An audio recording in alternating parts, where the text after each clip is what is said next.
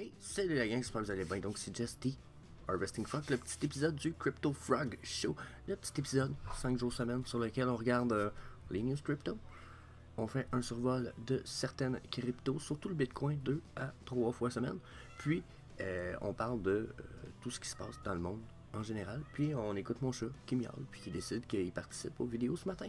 Donc, ceci étant dit, si vous voulez pas manquer rien de ça, surtout pas le petit minou qui miaule, j'imagine que c'est ce que vous voulez le plus. Vous allez faire un smash sur le subscribe button, un autre sur la petite clochette, les notifications, comme ça vous manquerez rien de ce qu'on va publier. Donc, de ceci étant dit, on va aller voir le stuff important, mais il faut aller faire le petit disclaimer juste avant. Donc, n'oubliez pas la gang, on fournit aucun conseil personnel, financier ou d'investissement. Tout le contenu qui est fourni par moi ou par l'équipe est uniquement à des fins de divertissement. Vous devez toujours faire vos propres recherches et vous devez toujours consulter un expert financier avant d'investir. Donc, première news quand même un peu intéressante, je trouve. Binance qui fait équipe avec l'organisation des Grammy Awards. Donc, on sait que les Grammy Awards sont quand même une super grosse organisation. Quand même, une grosse nouvelle. Ça a été annoncé juste une journée avant le 64e Grammy Award qui va être fait en avril le 3. Donc, quand même de quoi de interesting jusqu'à un certain point. On sait aussi que les Grammy, c'est pas leur premier deal avec la crypto.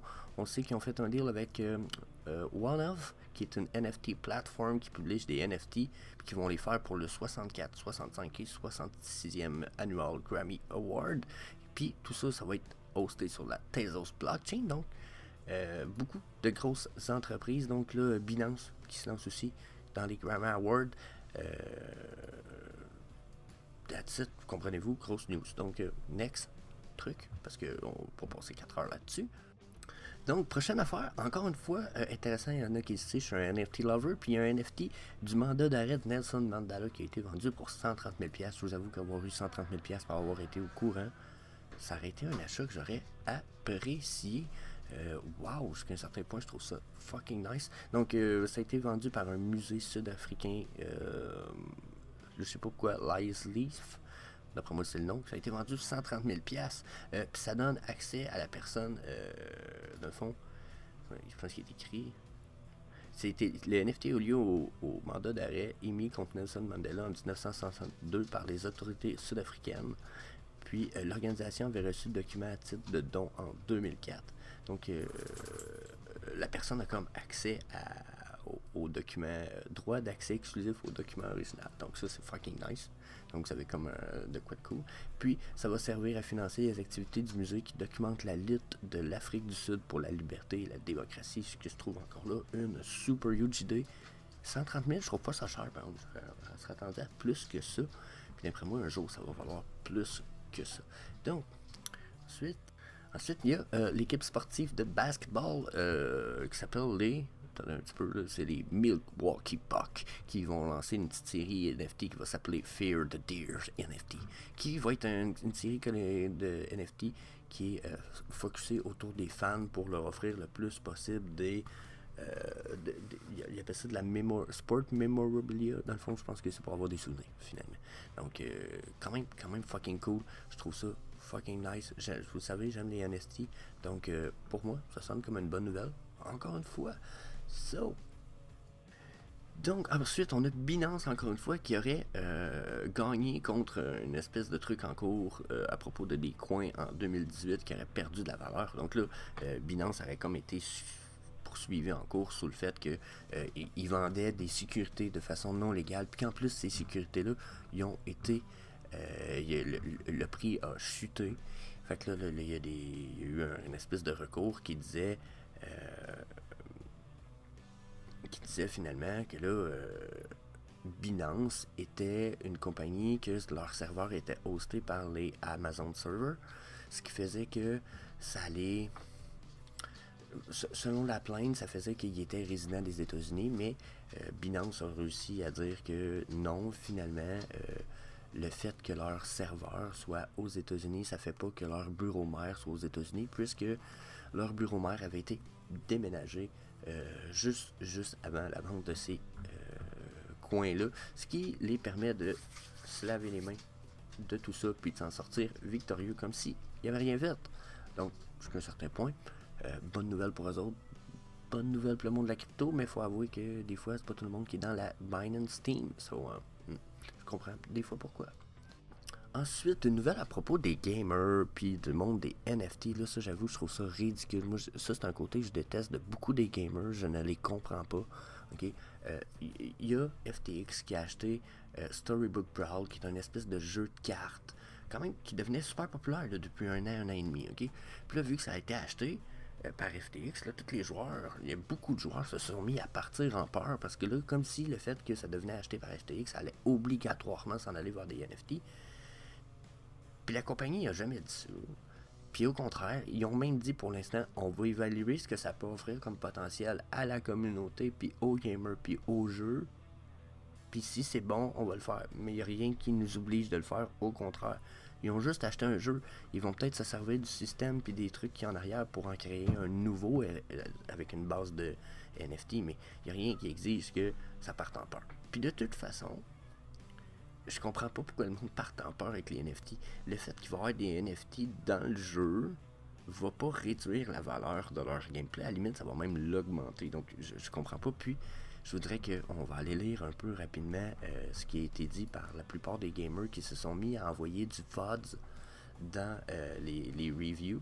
Puis là, il faut le dire aussi, là, vous n'êtes pas obligé d'avoir joué ou d'acheter le jeu pour faire des reviews. Fait que, il y a une grosse communauté de gamers qui sont anti-NFT, puis aussitôt qu'ils entendent parler d'un game qui s'en irait NFT, puis qu'ils ne sont pas, ils partent, puis ils s'en vont faire une espèce de bad review en chaîne, là, puis là, ils partent en peur. Puis là, tout ce qu'on entend comme plainte, c'est, regardez ici, ils disent, les développeurs ont récemment été achetés par FTX, fait que le plan, c'est de s'en aller en NFT, Monetization Strategy.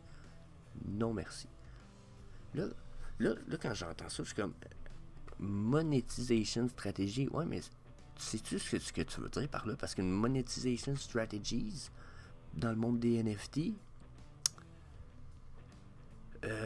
ça a un avantage. Ça fait que ton jeu aura pas juste l'avantage d'avoir, par exemple, à infini de la carte la plus forte.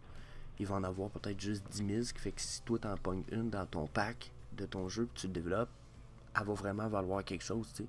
Tu vas vraiment pouvoir la vendre pour du cash. Puis ils te vendront pas le pack plus cher qu'ils te le vendraient si ça serait pas un NFT. Genre, si ça serait pas un NFT, ton pack de cartes, ils vont te l'acheter 20, ils vont te le vendre 20$. Si c'est un NFT, ils vont te le vendre 20$. C'est où tu perds de l'argent? T'en perds pas. Si tu pognes de quoi de rare dans ton pack, tu vas pouvoir le revendre pour du cash. Genre, puis tu vas avoir une preuve de transaction, là, puis personne ne va pouvoir dire que c'est une fausse, c'est un truc hacké ou que t'es niaisé, là. Ça va être sécurisé, genre, fait que, plein de ridicule. Il dit bonne chance, ça a été acheté par FTX. La compagnie a une façon d'aider la crypto à faire son chemin vers les gamers. Puis elle dit je veux pas être part de tout ça. C'est pas quelque chose qui m'intéresse, j'ai désinstallé. Là j'étais comme ok. Ok, ils sont en train de. Lui en fond ce qu'il réclame c'est que là, FTX va juste essayer d'adapter le monde au monde crypto, puis c'est comme ben oui, ça vous offrirait plus. Il est où le problème? Genre, c'est ridicule. Ok, on a l'autre qui dit je peux pas continuer à jouer et à supporter un jeu qui s'en va vers une NFT blockchain space. Comme j'ai dit, au contraire, hein, ils ont été dit qu'il n'y a rien qui les obligeait. Il dit bon, je suis un bon fan, mais là, il dit ce jeu s'en venait meilleur que Battleground, mais au lieu de le mettre better, au lieu de le rendre mieux, ils vont le vendre. Puis ils vont ajouter des mauvaises pratiques pour les consommateurs. J'étais comme mais où sont les mauvaises pratiques pour les consommateurs d'un point de vue gaming NFT? Pouvez-vous me les montrer? Genre, je dis pas qu'il y en a pas, mais des mauvaises fucking pratiques. Montrez-moi ça. Acheté par une garbage crypto company, c'est FTX dont tu parles même. Genre, je sais pas t'es qui toi là, Obo 2000, mais si au moins on saurait t'es qui pour vrai, peut-être ça aurait de la crédibilité, mais là, Obo 2000, ah ouais, ok. Crissement cool, t'as 22 ans? Genre, hey, Obo 2000, tu sais, excuse-moi là, mais on m'a promis de fumer des singes, ben oui, c'est ça. Ils dit on supporte pas les NFT dans cette maison, tragique fin pour un bon jeu auto-battle. Tu sais, comme, ok, ben à la limite, va-t'en, hein. S'ils introduisent les NFT, ils vont juste tout perdre les fucking mauvais gamers chialeux, les complainers. Puis ils vont en acquérir des centaines de milliers d'autres. Parce que FTX, rendu là, a une grosse base de personnes qui investissent crypto qui sont aussi des gamers. Ton jeu va juste devenir meilleur, puis tu vas regretter de ne pas être resté. So, puis bon, regardez, FTX justement, il dit on va explorer la blockchain technologie, on sait que ça peut actuellement amener du leverage, mais faire de la value, créer du fun aux joueurs. Ici, on trouve que c'est le cas, on va le mettre dans le jeu. Mais si on trouve pas ça, on n'a pas le mandat, puis on n'est pas obligé de le faire. Fait que c'est quand même assez clair. Si ça donne des avantages au jeu, puis aux players, ça crée plus de fun, good. Si c'est pas le cas, non. Fait que, selon moi, ça règle la question right away. Donc ça c'est la big news un peu du jour la gang. Mauvaise news pour l'Union Européenne. Tout ce qui est wallet décentralisé, ou ce que vous n'êtes pas obligé de vous identifier, ben là vous aurez plus accès à envoyer des trucs sur des wallets qui sont pas identifiés ou auto-hébergés, non custodial, ledger, ces affaires-là.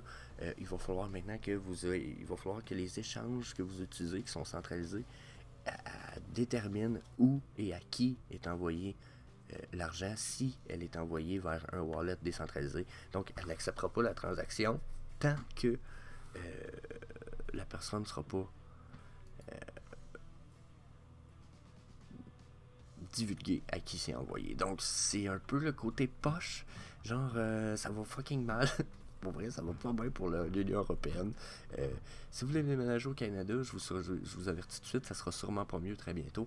Donc partez pas en peur, il y a sûrement des meilleures places dans votre côté de continent à aller pour fuir ces lois-là, parce que j'ai pas l'impression que c'est fini tout ça.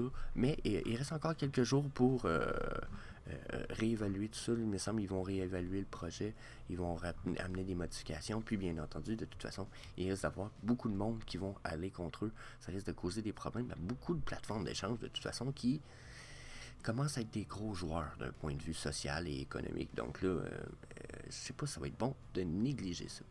Sinon, on pourrait parler tout de suite on reste dans l'Union Européenne, on a appris Elon Musk s'est rendu à Emmanuel Macron d'indiquer que son amour pour le Dogecoin. Donc là, lui, il dit dans son projet de loi politique, puis tout ça, il dit qu'il va regarder pour un metaverse européen et pour financer, bien sûr, les projets européens blockchain.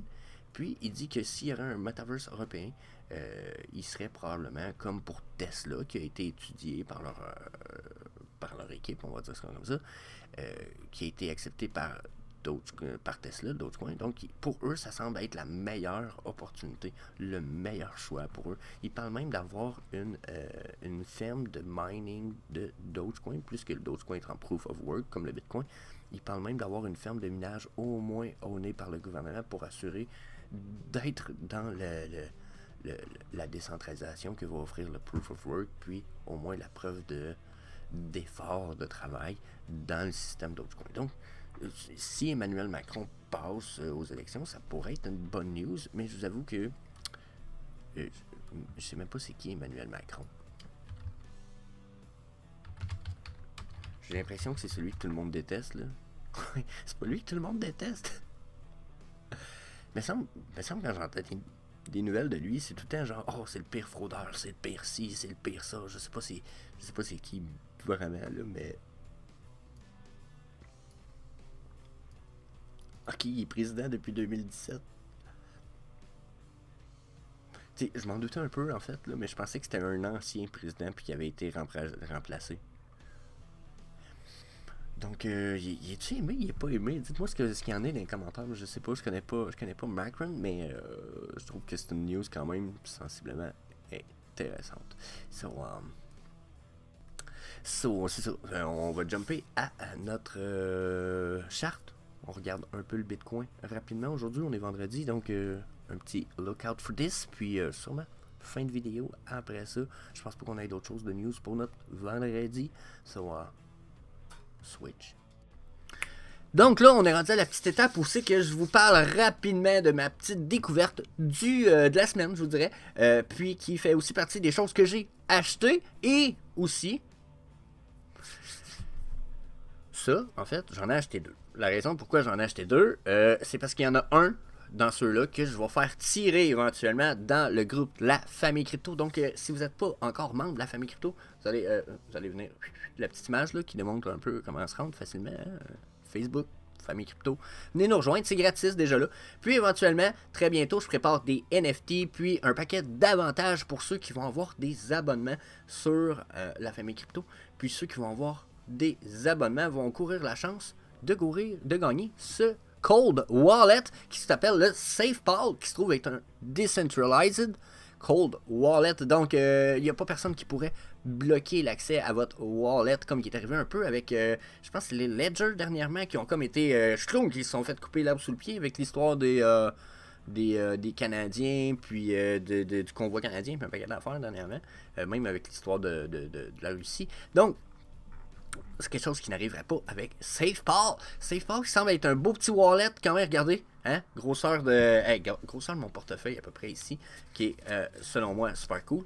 Il y a un espèce de pad, il y a un appareil photo en arrière, ça scanne les codes QR, l'écran est de qualité, ça marche avec une application dans le cellulaire, vous avez une phrase mnémonique qui va avec votre truc, puis en plus, juste pour dire ça rapidement de même, là, il est seal. S'il y a quelqu'un qui essaie de le rouvrir, genre, ben vu qu'il sera plus airtight, ben là il va se détruire. Puis vous n'aurez rien perdu parce qu'en plus, toutes vos données vont être safe dans un espèce vont être sauvées dans un serveur. Donc vous ne perdrez pas vos crypto-monnaies, même si en vérité vos crypto-monnaies sont dans votre cold wallet.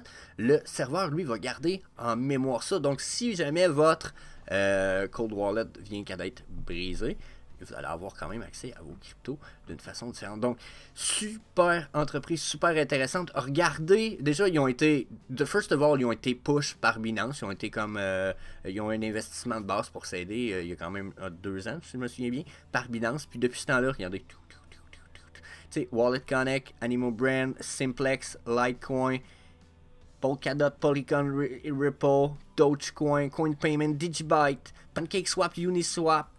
Il y a des affaires que je connais pas. Dash, je connais ça un petit peu. Bon. Gat Network, je connais pas. Lynch, en tout cas, hein? Comprenez-vous? Wow, super partenaire, super affaire. Comme je disais, j'en ai collé 2.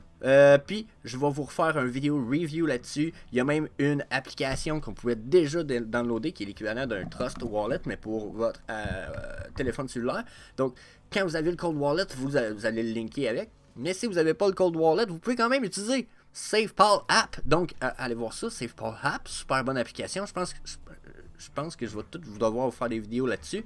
Ils sont même capables de prendre des NFT. Genre, vous allez pouvoir stocker vos NFT là-dessus. Il me semble que vous pouvez déjà stocker vos NFT là-dessus. Donc, je vais vous faire une vidéo là-dessus. Allez voir. Mais si vous êtes déjà intéressé à vous en acheter un, parce que, hein, question prix. Question prix, ils sont dans le très compétitif. J'adore ça.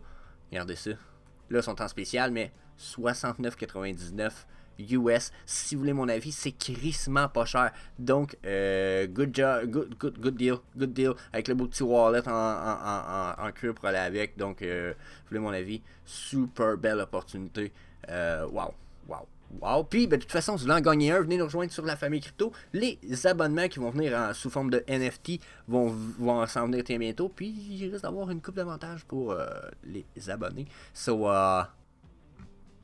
that's it. Ah, puis ça prend tellement de coins en plus. Genre, il y a genre au-dessus de... Tiens, regardez. Au-dessus de 33 blockchains puis 30 000 coins. Tabarnak! Donc, that's it, Jump. Si je mets un lien dans la description du vidéo ci-bas. Si vous utilisez ce lien-là en plus, puis que vous faites des petits achats, ça se peut que j'aille des petites récompenses pour ça. Donc, si vous voulez peut-être m'aider en même temps de vous gâter, vous, prenez mon petit lien, ce serait cool. So, jump on no shark. Donc, pour le Seigneur Bitcoin ce matin, pour ceux qui se rappellent dans le passé, on avait quand même certaines trendlines qui étaient des zones importantes quand même qu'on semblait respecter pour l'instant. Là, bien entendu, probablement que cette zone-là pourrait être étirée ici, du style ici comme ça. Probablement qu'on aurait une autre zone de support qu'on pourrait découvrir ici. Mais on voit quand même qu'il y avait une triangulation, puis qu'elle a été défoncée vers le haut. Un peu à l'inverse de ce que j'avais prévu, donc pour pour ma défense, je suis content. Je me suis planté. J'aime ça me planter. J'apprends un peu plus. Pour ma part, je semblais encore super dans le trend. Par contre, je me suis planté, mais je pense que je me suis planté juste partiellement. Je suis pas certain qu'on est déjà qu'on va monter plus haut pour l'instant. Ok, je suis d'accord qu'on a cassé cette trend-là. Mais si j'évalue une trend un peu plus, on va dire, peut-être que je vais enlever juste un petit point ici. Là, je vais un petit peu, je vais enlever ça ici. Donc, si je prends cette ligne-là, pour moi, ça va être une ligne médiane. Donc, pour l'instant, ce que ça me dit, c'est que on va jouer au-dessus et en dessous de ma médiane, mais qu'on semble à respecter, surtout avec les chutes qu'on vient d'avoir. Regardez, ça fait comme 2 jours. Là. Pour moi, ça, c'est une chute. Puis si on switch en plus sur les Aiken Ashi, regardez ce que ma chandelle, il me reste 12 heures sur ma chandelle, mais on a clairement un reversal de trend. Puis là, ben, d'habitude, après un reversal de trend, on y va pour une chute. Ok, donc la RSI me dit quoi? Une chute. Donc ensuite, si j'y vais un peu plus, peut-être Fibonacci Extension en 2 points, la chute, on est probablement dû pour un 42 000 et peut-être 41. Puis si on continue, on peut très bien aller redescendre, faire un double bottom ici à 47 000. Donc, je pense qu'on est dû pour aller continuer à descendre. Je pense qu'on va aller retoucher la médiane que vous voyez là. Comme vous pouvez voir, selon moi, là, c'est une zone importante, c'est ici. Beaucoup de combats là. Refus, combat. Bon, moins importante peut-être ici, mais juste avant une belle montée, vous voyez, on était sur des Trend Reversal Candle. N'oubliez pas, on est sur les Aiken Ashi. Donc, ça passait juste d'un reversal de candle avant une belle montée. Donc, chose ici, refus, tentative, réussite. Boum. Donc, pour moi, cette médiane-là va devenir super importante. On risque d'aller la rechercher dans le futur. C'est le pourquoi que même, souvent, je vais me permettre de, comprenez-vous, juste avoir ça comme ça. Ensuite, si je me dis, bon, mon fib retracement, c'est un qu'un 2 points, on va utiliser celui en 3 points. On va prendre la up qui était peut-être la plus sérieuse, la down, plus notre uptrend. Encore une fois, regardez, là, ça se peut qu'on ait déjà touché, qu'on soit sur le bord du bottom, vu le Fibonacci en 3 points. Puis, vous savez, j'aime beaucoup plus les 3 points. Donc, ça ici semble une zone relativement safe. 42 000 $ pour le Bitcoin, rapidement comme ça. J'ai un... Oui, c'est celui-là. J'en avais un aussi comme ça. On va utiliser lui comme ça, il est plus gros, plus long. Donc, ça ici, ça se trouve être un Fib Speed Resistant Fans qui nous vient du all-time high de 69 900 pour le Bitcoin. Comme vous pouvez voir, je vais enlever la trendline. Comme vous pouvez voir, à chaque fois qu'on a touché des tops ou des bottoms, on a eu des zones de combat. Oups, ben, pas ici, là, mais on vient toucher. Hop, on retourne un peu celle-là, bas. Hop, on traverse, on l'ostine ici. Puis là, on a eu notre traversée quand même importante. Là, d'après moi, on s'en vient toucher là-dedans. Donc, 42 000, là, pour moi, il me semble très, très fiable. Puis, je pourrais mettre le Speed Fan, lui, qui va nous arriver du bas, le plus bas qu'on a fait dernièrement. Et encore une fois, regardez. Il paraît peut-être même beaucoup plus fiable, celui-là. Donc, quand on a parti d'en bas, qui était notre plus bas ici, ensuite, là, on est venu toucher ici, ici, ici. Là, on est venu descendre jusque-là. Là, on a beaucoup de travail dans cette zone-là. On vient toucher notre ligne de 100%. Puis là, ben, je pourrais peut-être même, parce qu'elle avait été appliquée dans le passé, mais je pourrais peut-être faire ça. Là.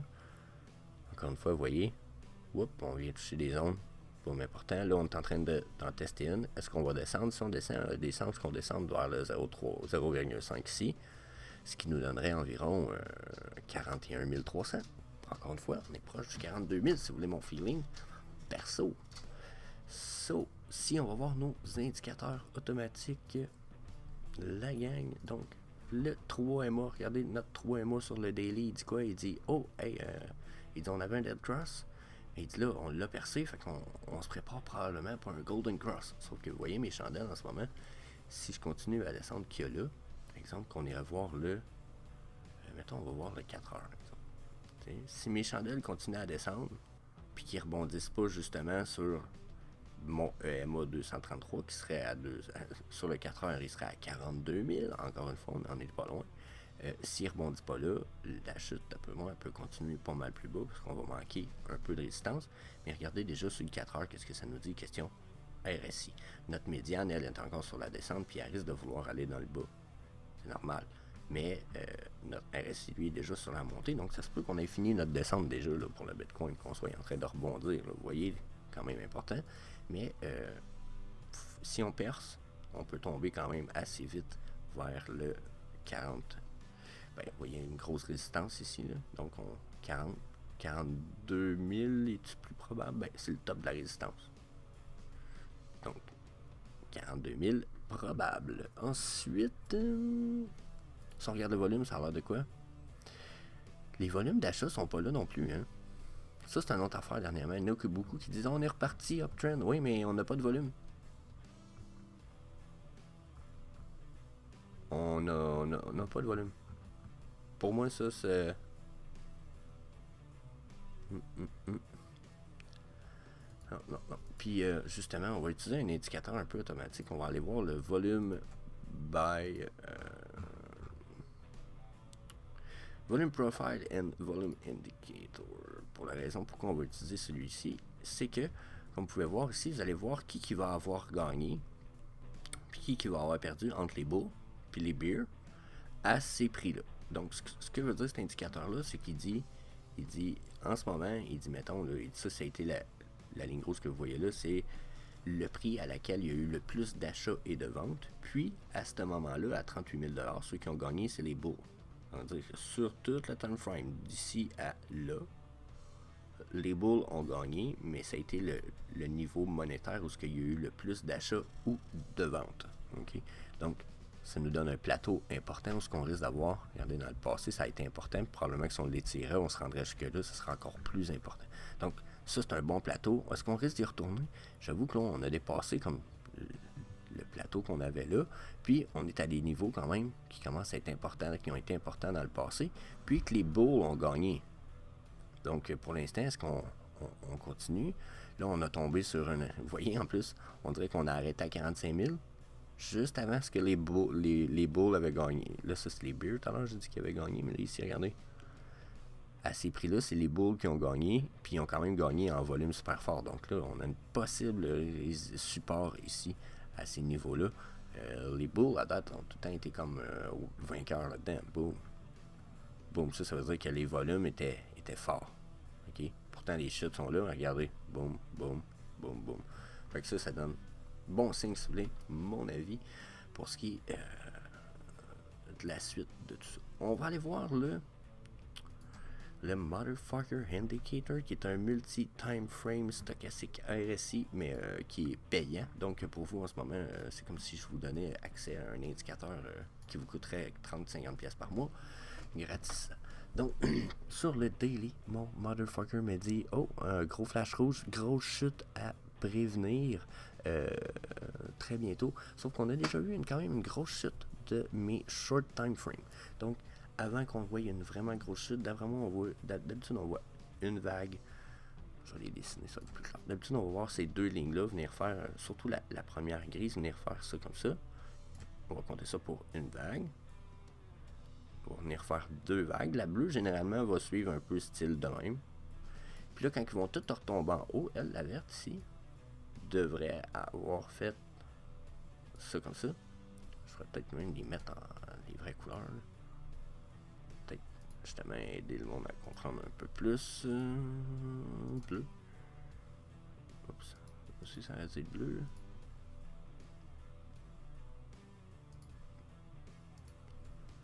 Là.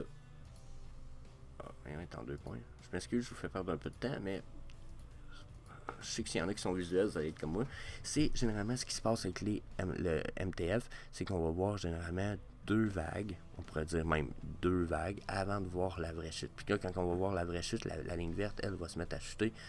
Généralement, là, on voit vraiment la chute aussi dans les chandelles. Là, je dis la chute, ça pourrait être la chute, ça pourrait être la chute, ça dépend. Ça dépend tout le temps. Vous savez un peu comment ça marche. Il y a pas de... On peut pas prédire exactement. Mais 42 000 me semble probable. Puis, d'après moi, on va l'atteindre sur la deuxième vague des short-term RSI ici. Ça veut dire probablement d'ici, quoi, 2-3 jours maximum. D'après moi, on a atteint 42 000. Ensuite, on va remonter. On pourrait remonter où? Mais ensuite, on va avoir une rechute. Quand je dis on va pouvoir remonter où? On pourra remonter probablement 50 000. Je serais pas surpris. Okay? Mais d'après moi, on tombe après à ces niveaux-là. Donc, si on regarde ça sur le 4 heures, ben sur le 4 heures, vous voyez, il serait en train de me dire déjà, mon Jess, la chute, on l'aurait probablement eu sur le 4 heures, puis on est parti pour une remontée. Donc, première chute terminée, probablement que la première vague dont je parlais, regardez là, mon short term, elle serait sur le bord d'être finie. Donc, probablement qu'il se prépare à faire sa deuxième vague. Celui-là va peut-être déjà changer de direction un petit peu pour s'en aller comme ça.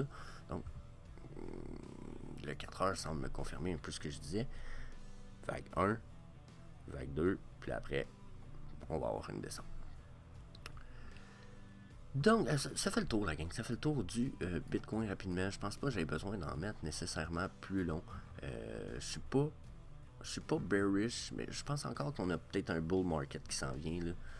Puis pourquoi je vous dis ça? Tiens, je vais finir avec ça. Pourquoi je pense qu'on a peut-être un bear market qui s'en vient? Pas un bull, mais un bear market qui s'en vient.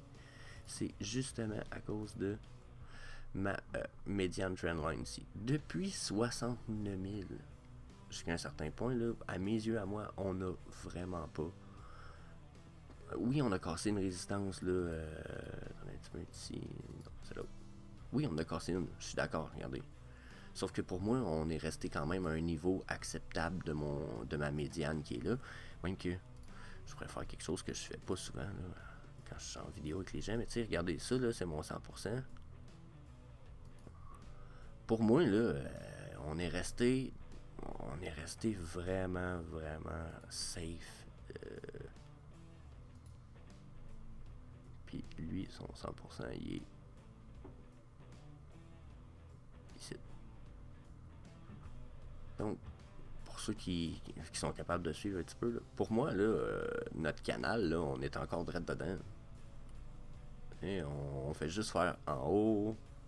Et on est parti d'en bas, on est allé en haut. On est presque allé en bas. Fait que là, d'après moi, on va presque aller en haut. Puis on pourrait continuer à jouer de même. J'ai le feeling que c'est pas fini, là. Donc, c'est pour ça que je dis bear market, moi je le vois s'en venir, là.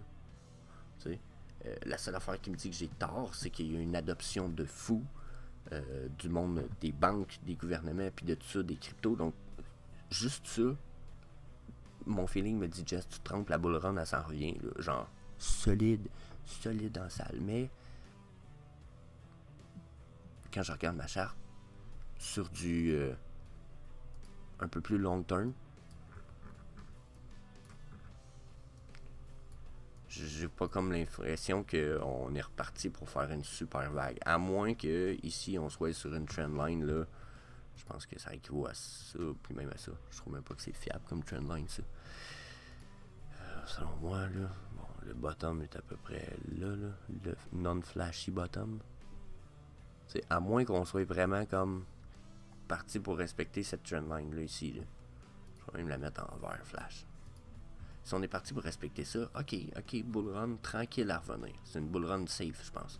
Puis tu sais, genre, on va sûrement retourner notre all-time high, bouger, boum, boum, boum. Mais j'ai vraiment pas le feeling que ça va être autre chose.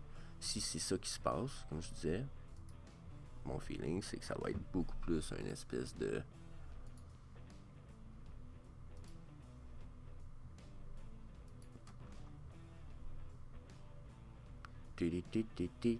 Tout doux, rien d'extrême. Genre super sage. Super... Oups, un petit flash. Un petit flash. Comprenez-vous? Genre, je pense pas qu'on s'étire bien plus que ça pour l'instant.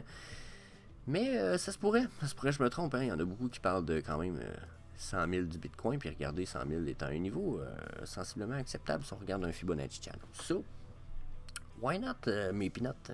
C'est bien possible.